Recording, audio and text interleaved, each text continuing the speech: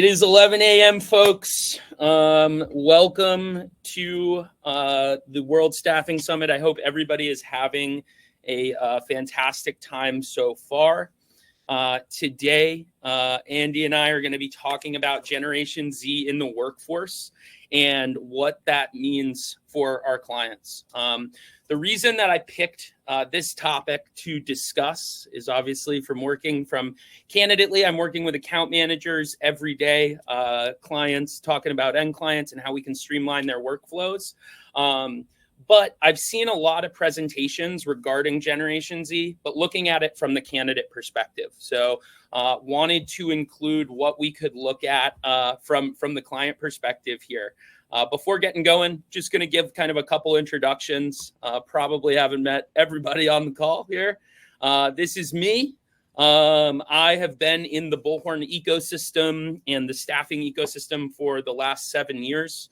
I started off as a recruiter at Signature Consultants, working with Java developers and IT talent. I then transitioned over to Bullhorn, where I was the team lead for the SMB sales team. I spent about 4.5 years there, and then recently transitioned to a sales manager over here at Candidately. So super psyched to talk through the impact of Gen Z, and I'm going to pass it over to Andy. Let him introduce himself here as the expert on the panel. Thanks, Jack. I'm Andy. I am the Chief Innovation Officer for a company called Precision Talent Solutions. We're an executive search firm that focuses exclusively in and around the government contracting market. I have been with Precision about 2.5 years, but have worked more broadly in talent acquisition for about the last 15. I've had the unique opportunity to be on the ground recruiting on every continent at this point, except for Antarctica. And I like to say I'll get there one day too. I also, in addition to working in recruiting, in my free time, I coach college rugby for about the last 20 years. So I am constantly around Generation Z, probably more than I want to be some days. But I'm excited to hear Jack's thoughts and chip in when I can. Yeah, absolutely. And thank you for being here. I didn't know that about the rugby, so that is super cool. And I'm around Generation Z because I have 2 little brothers who are constantly bugging me, and I'm just around Gen Z in general.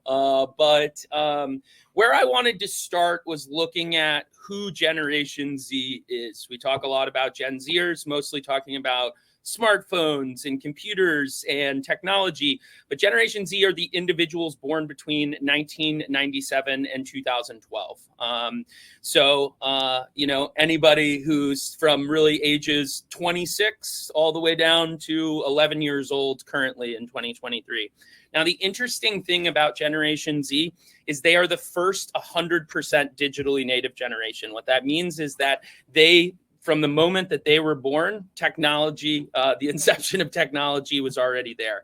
And their generation is actually 1 million people larger than millennials. And so by 2030, expectations and industry analysts say that Gen Z has the ability to make up about 30% of the workforce. So it is something that us as, industry professionals should be focusing on now, how we can be a better advisor to our end clients, how we can adapt our technology, our workflow and processes. Those are all things that we're going to be taking a look at today. So what are some of the Gen Z characteristics? The first one is a technology expectation. About 72% of Gen Z says that they will leave a job if the technology is not up to their expectation, which is a bit wild, I would say. I haven't loved every company's tech stack that I worked with. I don't know if I would be prone to say see you later, but hey, everybody has their differences. Also looking at work-life balance. How does Gen Z value that work-life balance, and how can we advise on that talent? Looking at flexible working conditions and then communication preferences as well. You think I missed anything here, Andy? Is there any, characteristics that you've taken notice to? I think that's a good rundown for now. Purpose, I think they are very purpose driven as well. We'll talk about that a little further as we go here. Yeah, absolutely. So getting into technology expectation. So did some quick research here, but in a study of 4,000 Gen Z participants, 92% are concerned about the generational gap that technology is causing in their professional lives. One of the big reasons why I wanted to bring Andy on the call today was to talk about how he sees that generational gap in his day-to-day. Obviously, in the government contracting space, there can be people that have been in that industry for a really long time. So Andy, curious kind of to hear your thoughts on, how your experience is with the generational gap and, how you kind of fill that gap. Sure. So I would say that especially the government contracting industry that we service is really lagging behind often in many ways with technology. And a lot of it really starts from the jump. And people, when you're talking about bringing in good talent, a lot of companies have figured out their website, so that's all good. But the application process at this point is still really kind of old school, and I think turns a lot of people off. Expect we're going to talk a little bit more about that as we go. But there are so many platforms that aren't mobile friendly, and most people of that generation want to be applying right off their phone, sometimes even via text, if possible. Yeah. And so especially, government contracting is kind of its own beast. And the companies that are quicker to adopt some of the new transitions into technology are going to be able to bring in more talent quicker. And that's going to be key here as the workforce begins to age and then ultimately retire out. Yeah, absolutely. I think it's so interesting. The millennials didn't get the opportunity to look at the generational gap, but we are putting some pride in it with Gen Z. Talked a little bit about this in the last slide. 91% of the Gen Z population is really looking at internal tech stack when choosing a job. So, a lot of what we were doing over here at Candidately is getting out of that, 30-year-old process of reviewing candidates via email, making it more attractive. Andy talked a little bit about it from the candidate's perspective, looking at that client experience as well. How can we streamline that through technology? And 33% of Gen Z, they expect it all to be seamless. Their technology expectation is that they are going to enter the workforce and the same methodologies that applies to their personal life, AKA having the power of information from the palm of their hand, they expect that technology to function in a similar way. So, we're talking about strategy, social media strategy. We're talking about, I was talking about it with Andy earlier, doing a lot of videos. We're talking about, creation and being creative and being passionate, but also caring about the expectations that technology holds. 20% of Gen Z, they'll say see you later. And the ending point is really the firms that reshape their workforce technology are going to retain, been a long day, retain and recruit more. So it's important to start taking, a look at your internal tech stack and really start to have those conversations with leaders and your colleagues around in the space on how they're reshaping that methodology to attract and retain Gen Z talent there. And Andy, curious, I know, you guys are Candidately users, you're Bullhorn users as well. What are some of, the other kind of technologies that you guys use to, maintain a seamless workflow? Yeah, I think automation is a key, not just for us, but for a lot of companies moving forward. And when you think about what this workforce is going to want, we'll talk a little bit more about Gen Z in particular being very purpose-driven. And when they sit down at their desk every day, they want to understand that the work they are doing is having an impact. Absolutely. And so much of the legacy recruiting tech is very administratively heavy. It is moving things around. It is drop boxes. It is clicking things. It is moving things out. And the more you can automate that, the more, yes, you're going to gain efficiencies in time, but you're also going to gain efficiencies in morale and motivation because people get to spend more time doing the things they want to do and less time doing kind of the ticky-tack admin that bogs everybody down. And so automation for us is really key. Candidately has been a great help on that front. We also have a couple other tools that we use that I think enhance both the candidate and the client experience. We use for every job that we process, for every candidate that we process, we ask everybody to do a one-way video interview that's always tailored to the customer and to the role. It gives you an opportunity as a candidate to start to think about what you would do if you actually got this job, and then sort of use your own words to express that, much in the same way that Jack is talking about utilizing video to bring candidates in. Now we're pushing those out using video as well. We also use a psychometric assessment on every candidate as well. And everybody gets a report when it's complete. It talks about what motivates you, who you are when you're relaxed, who you are when you're stressed. And it gives a client plenty of information to go off of, but it gives a candidate lots to think about too, and it's time consuming, yes, but you get a product that speaks to you when you're done. And our process in that way uses a couple different tools, and it's fairly comprehensive in that way. Yeah, I think that's a great call out to actually loop back into that. Gen Z is mission driven. So those are tools that, get the candidate thinking, gets the client even thinking as well, gives the client all the information that they need to make a hiring decision. Great call out there, Andy. The next is looking at work-life balance. And as we roll through these characteristics, I imagine some of you are going to be asking the questions of, why do we care about, our end clients' work-life balance? It's their organization. But ultimately, us as recruiters, we're advisors for our clients. So wanting to equip you with the information of, hey, maybe your client has a question after the hiring experience. They say, hey, we're struggling a little bit here. How do you guys maintain it? So taking a look at all of that information, obviously, as we rolled off the back of the pandemic, is flexible work policies are huge. 72% of Gen Z have either left or have considered leaving due to a lack of, flexible work policies. Andy and I were just talking, we're both, our office is in our home. 44% have left, due to workload pressure, citing burnout as one of the top reasons for departing. Andy just had, a great point.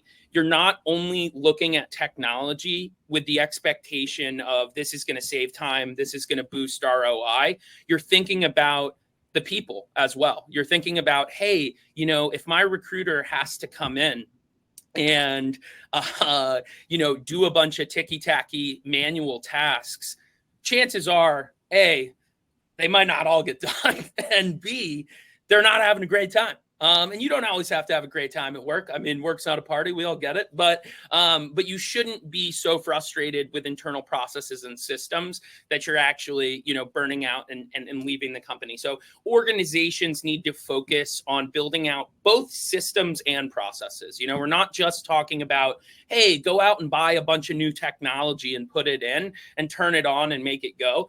You as business leaders, people as business leaders need to be thinking about how can we design these processes so flexibility could be an option.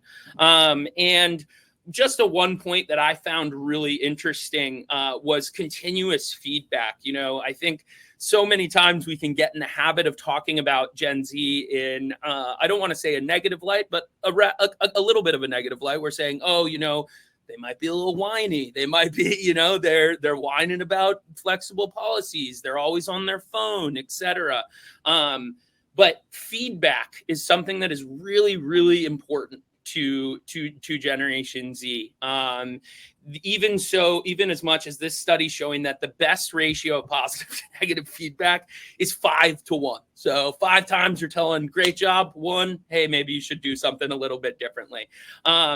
But I'm curious, Andy, I know, we were talking a little bit about how you've been you're working in the basement of your townhome, everyone, how has your company kind of embraced flexible work policy, and how do you, advise your clients on how to approach that? Yeah, I mean, Precision has a primarily an international workforce, and we were early adopters. When the company opened 8 years ago, they were pretty much fully remote from the jump. In terms of the flexible work environment, I think one of the things that's important for companies to think about are, what are your core values as a company and how is your culture supporting those or not supporting those in some instances? And that flexibility is often sort of a component or sort of leads into, supporting the core values. Although the flip side of that, we have a client. So obviously COVID turned everything on its head, right? We hit COVID, everybody goes home and except for essential workers primarily, and we're all working from home. And Precision had a very regular client of ours that was an early adopter of back in the office 5 days a week. And when they came to us with some of their executive search needs, they said, well, we're asking everybody to come back into the office. And we kind of huddled up and said, well, the market's really moving the other way. And we think that potentially you might have to pay 20 or 25% over market in order to attract the kind of talent that you want. And they said, all right, let's do that. Not every company has the financial flexibility to be able to do those things, but that tends to be about the mark in terms of flexibility is worth, in the neighborhood of 25% of comp. So it's significant. You can offer those savings. It doesn't just help morale. I mean, obviously, if you can reduce your brick and mortar and your footprint, then you're paying less rent, then you're adding more to the bottom line potentially, right. And you can reinvest that money back into your workforce in other ways as well. Right. Yeah. I mean, I think the brick and mortar point is so solid. The great exit. There's so many companies that are shifting towards, really getting down to the bottom line and saying, okay, hey, we can all do it from our desk. So is a good call. And looking at the core values of a company, what is important to our culture and how we're looking at that. Leo actually asked a question 12 minutes ago that I want to address, and I think it comes more from the technology perspective. Sorry, Leo. I'm still learning how to operate the Q&A. But Leo asked, there are 4 or 5 different generations in the workforce today, each with their own different needs and concerns. How can AI be used to honor each group individually and be brought together to acknowledge the common good? I think, to be honest, my answer there is that automation is such a powerful tool, but automation doesn't replace human connection. So human connection, we're all in the business of people here. Human connection is the most important. So I think that when we talk about, automation and AI, it's still important that we're going out to these, 4 or 5 different generations and talking about with them what's important to them. But also another one of the big benefits of automation is how you can boil down information. So as an example, Bullhorn Automation, big fan, great tool. But the ability to be creative is really easy. So, if you have a different generation who who prefers a cold call. I know my father certainly would rather have me bring him up on the phone than shoot him a text or an email. So I think it's in terms of the job, it's understanding what's important to those generations and then using AI to moderate the process. Andy, what are your thoughts kind of on that question? Yeah, AI can do so much, right. But it can't do everything. Yeah. And, for us, at least internally at Precision, we talk so much about having the right people in the right seats. And that combination, if you have misalignment on that, then you're going to have trouble with performance. And, AI will change what the seat looks like. And you can have the right people, but the seat and the roles and responsibilities may wind up changing over time. And it's about kind of consistently evaluating and routinely evaluating your staff to make sure that you got the right people in the right seats. And AI will never be able to do that for you. Awesome. Yeah, totally agree. Okay. Lars asks, how do you make sure that Gen Z gets the corporate spirit when they're 5 days a week in the home office? Great question, Lars. Great question. And honestly, I think I'll talk from, more of a personal experience. I live in Boston, and when I used to work for Bullhorn, our headquarters is here. So we would go into the office every so often. Candidly, everyone's around the world. I'm the only one actually in the United States, which is awesome. And I think it really boils back down to values and what the mission statement is. I mean, are there strategies that you could use to be more collaborative? Sure. Yeah, you can, if you want to host a video call where you're all talking. But I think mostly what people are drawn to is the, corporate mission, the mission values of an organization. Hey, are we looking at, sorry, I lost my train of thought. Probably worst place to lose your train of thought here, but is looking at how we can work together. Like, for example, like Slack to me is such a minuscule aspect of my tech stack, but it's so important because it allows me to connect with each member of my team. It allows me to have conversations with them. I know personally at Candidately, we do a team call on Friday, and we're all calling in from different parts of the world talking about some of the wins of our week. So, I think that there's a lot of power in collaboration and in building those relationships via Slack. Andy, curious to kind of hear your thoughts after my rambling. Yeah, no, I think, again, you started out by reiterating sort of the importance of the core values and making sure that the staff understand those things. And while that sort of on the surface feels very trivial sometimes, it is really critical to making sure that everybody's rowing in the same direction. Absolutely. And I think as the team breaks down, it's interesting to hear you talk about Slack. I think everybody, and this goes back to I think the other question from Leo about sort of multi-generational environments as well, is that everybody, like your grandfather, Jack, everybody likes to be communicated to differently. And I think it's about recognizing, understanding, and then appreciating and sticking with the form of communication that people, that person, the components of your team, tend to engage with. And some people love big team meetings. Some people shrink during those and want one-on-one.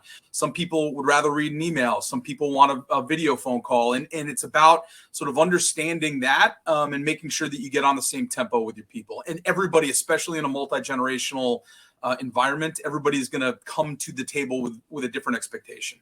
Right. The same way we understand the client and candidate market is the same way that we should, we should analyze our own employees as well. Because I do agree, those big work calls, some people are like, hey, I'd rather be on mute for this. So, so really definitely analyzing that. Lars, great question. Leo, thanks for saying that we rock. I don't know if I rock, but I appreciate it.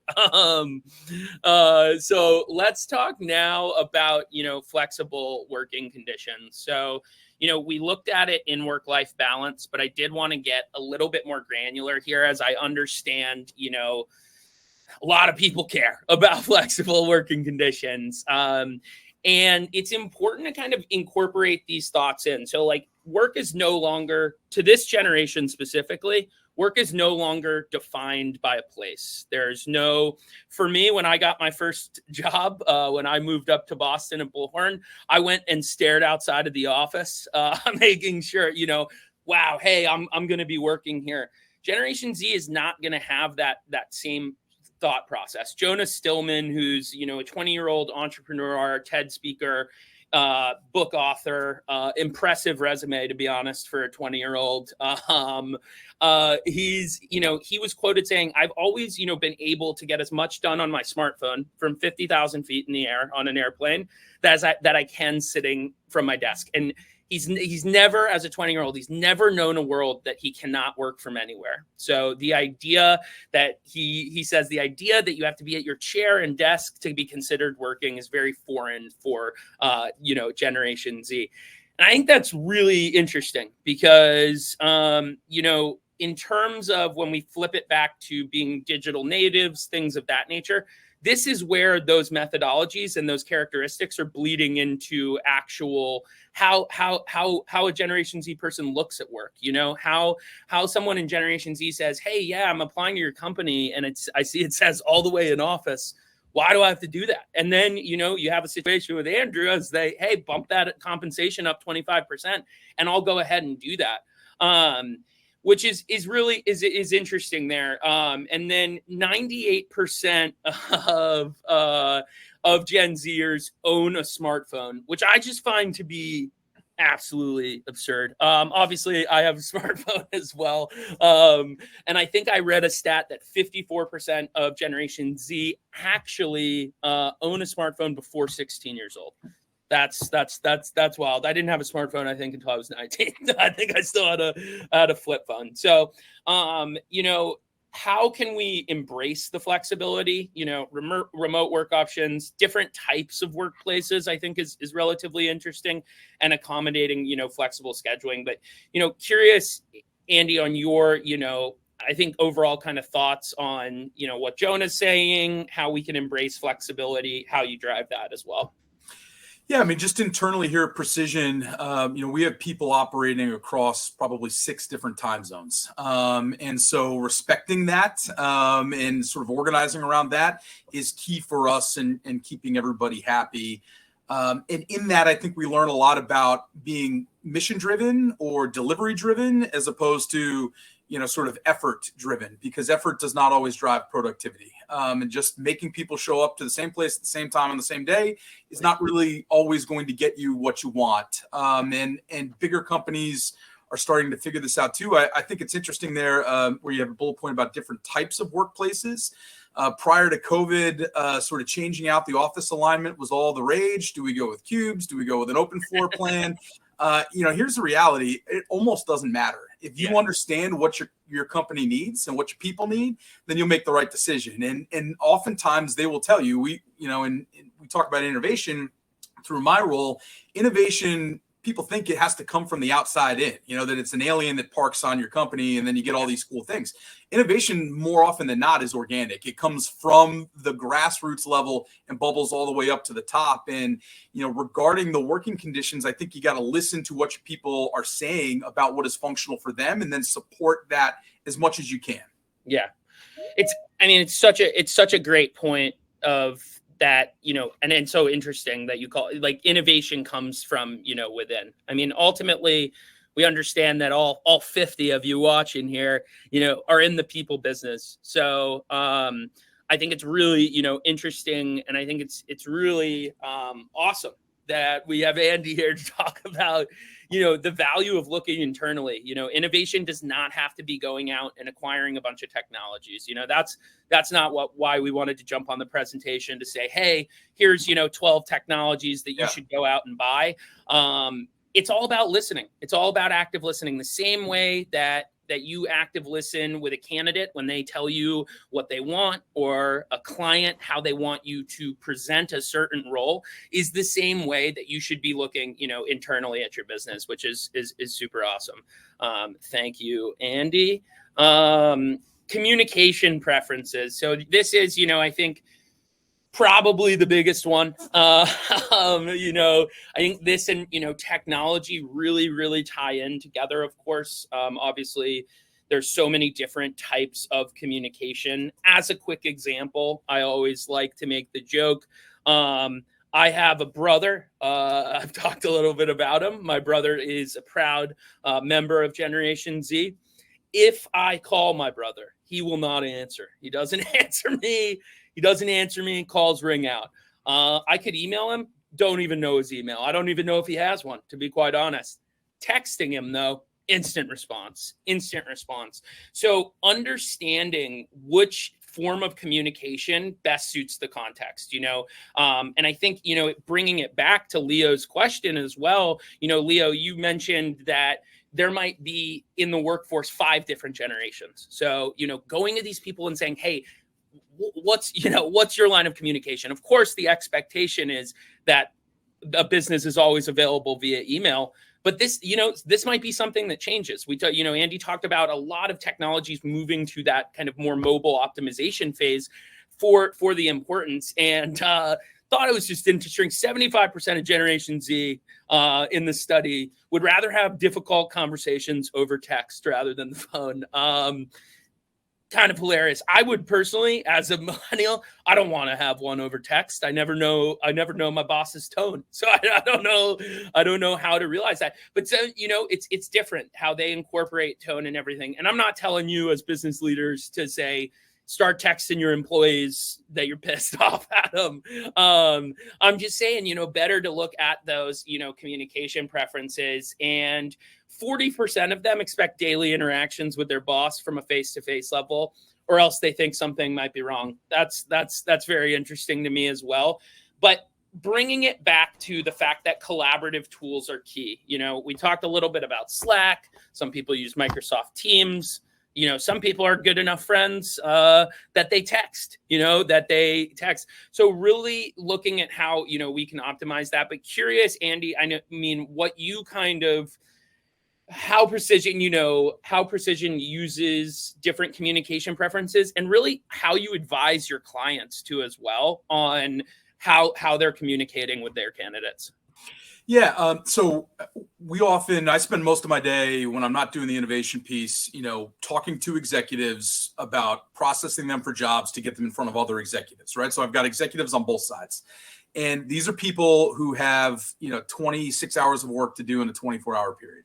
Yeah. And I think as quickly as I can get into a text relationship with them, the better this is all going to work for everybody. Right. Because if I have a meeting, I need an agenda. I'm coming to a meeting with an agenda. I'm coming to a meeting with multiple decision points to be made. If I have a quick one-off, if I just have to touch either a candidate or a customer or a client, the quicker I can get to a text relationship with them, the better we're all going to be. It's respectful of their time. It's highly productive, and these executives are not Gen Zers. They're not millennials for the most part either. They're of older generations, and even at this point, I think they're embracing the speed at which you can get a lot done just via your phone. Yeah, I sometimes, in terms of clients who then interact with our candidates, I'm still amazed at the 10-page emails and the multiple pages of X, Y, and Z, the documents that you can't open from your phone. And oftentimes, especially when we work larger projects that aren't executive focused, maybe they're more technically focused, and they're processing 10 or 15 candidates for the same role. Clients turn around and go, well, why are we seeing all this drop off? You had them on the phone and now we can't get them through the gate. And you want to be like, well, did you look at what you sent them? It's almost unconsumable. And so understanding that, like Shakespeare said, brevity is the soul of wit, and if you can say it in 2 words instead of 10, that's what you should be doing with your external communications, especially with candidates who are evaluating other opportunities in the marketplace and get turned off by the lengthy emails and the lengthy documents and all of that. Yeah. I think it's such an interesting point, you shared as well, talking about, most of the candidates you're working aren't even, they're not even Generation Z, they're not millennials, but they're starting to shift their mindset towards texting not being an interruption. I think for a long time, texting would be something would say, why are you texting me? We're not friends. You're working, you're trying to get me a job, etc. But they're seeing it as, hey, I have a bunch of other stuff that I could be doing right now.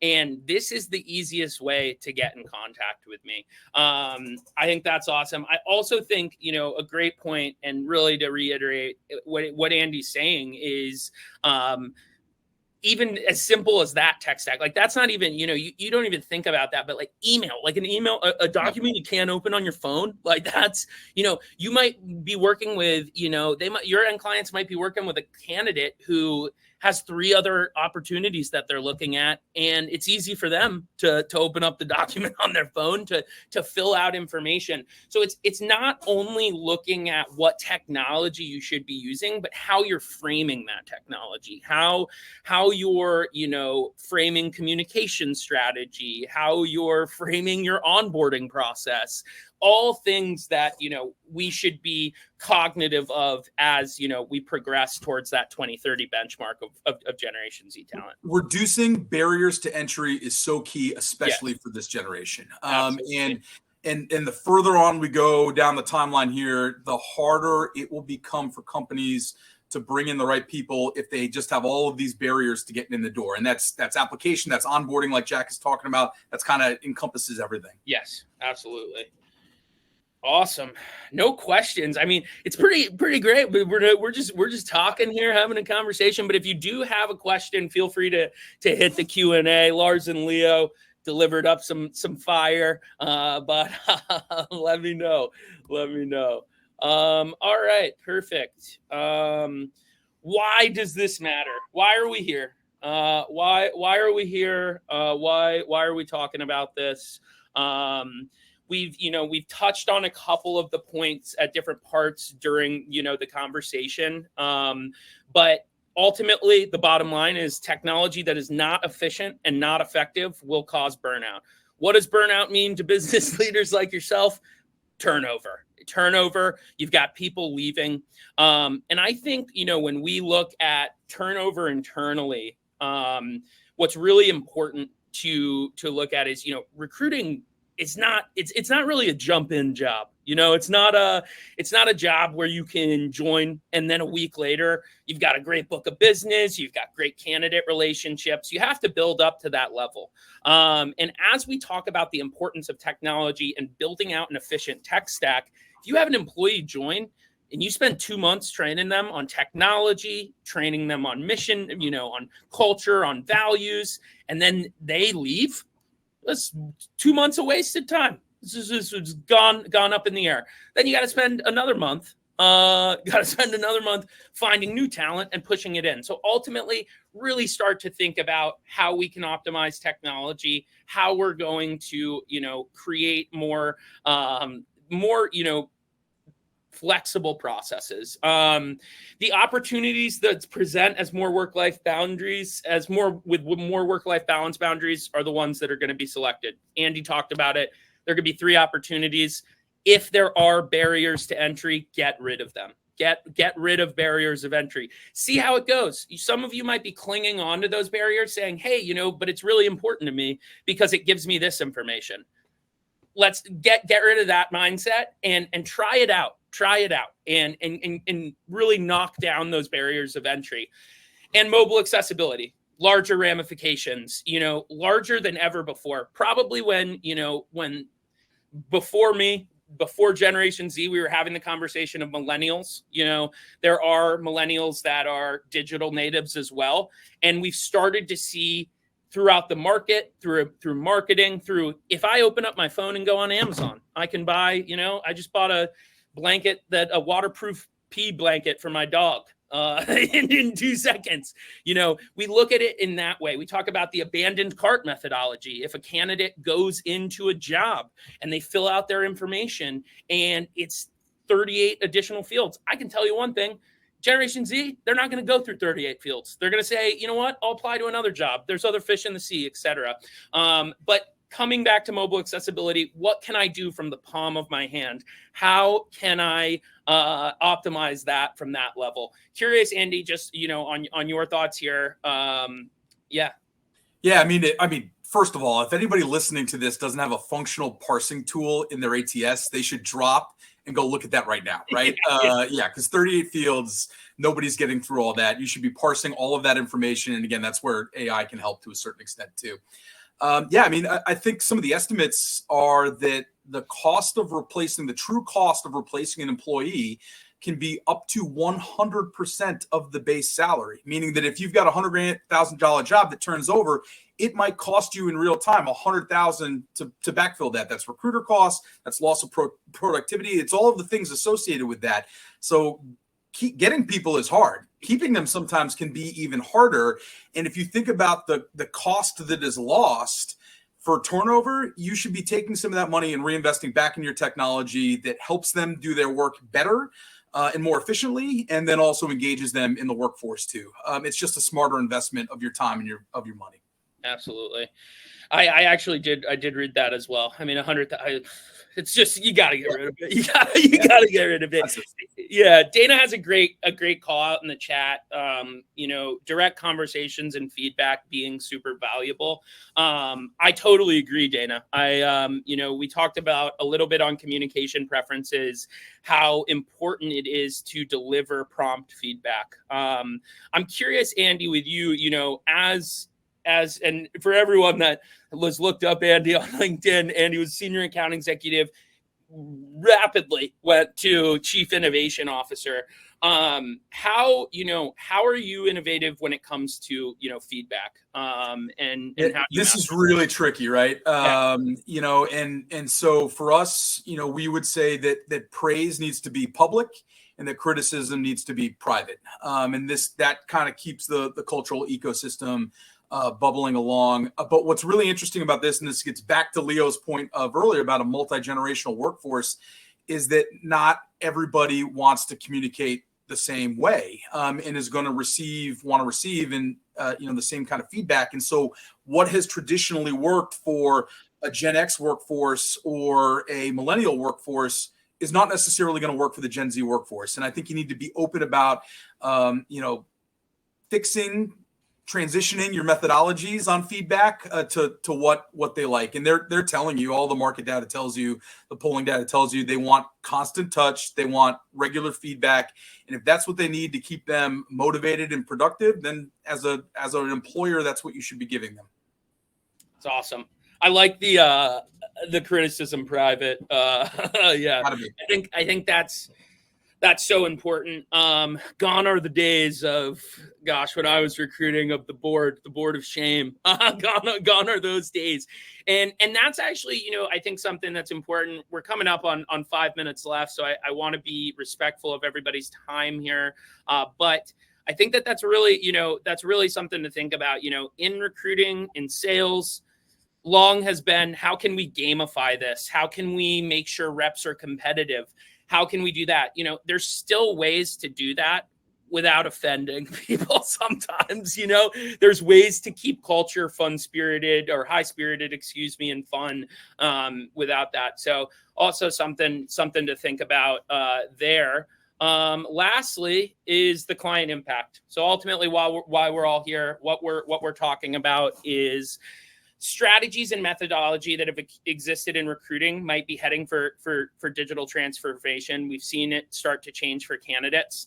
Obviously, I'm working at Candidately. I'm focused on end clients, on my clients' end clients. Super tongue twister, but I like to really come back to the framework of, we've sat on a ton of these calls. If you've been in recruiting for the last, Andy was telling me he's been in, the last 20 something or 20 or so years. The amount of change that you've seen is massive. But we've seen it a lot on the candidate side. And I think, sometimes we don't think about our end client's experience. So go check out Candidately. But we don't think about the end client's experience, but we need to be optimizing those tools as well. Because as Generation Z floats into the candidate market and enters the workforce, they're going to be in your client roles as well. You're going to be working with a hiring manager who graduated college 2 years ago and is really concerned about, hey, I don't have the time to go into my Outlook and review 30 resumes on a Word document.